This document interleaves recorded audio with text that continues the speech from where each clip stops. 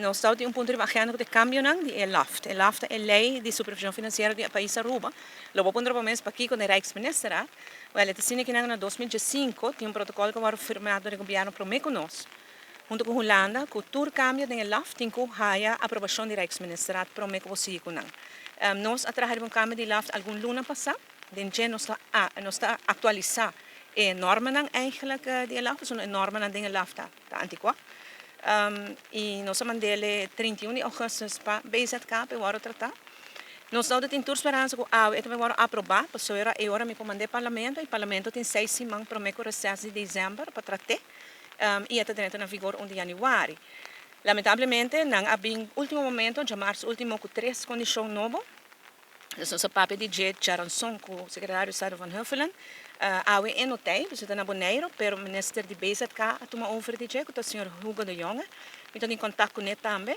e tenho visto que o que bem para mesa awe da coisa que nós por viva com ele, a mandateira, decidir que a mandateira é secretário de Estado para seguir conosco na mesa, para nos quedar claro no próximo dia. Isso é para evitar começar a guardar até o seguinte RMR, que é 24 de novembro, se tem muito lado para Aruba.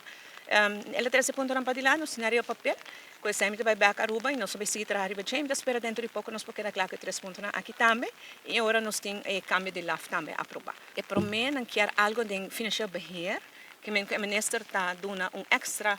toelichting over contrabandeando que manejo financeiro,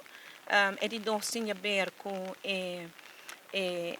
para a versão que nós fazemos com o CFT, para mim que ele aqui dentro na vigor e o tema de personeelslasten, isso aí também está ok. E de 3, algo de ver com o PPP, o Public-Private Partnership,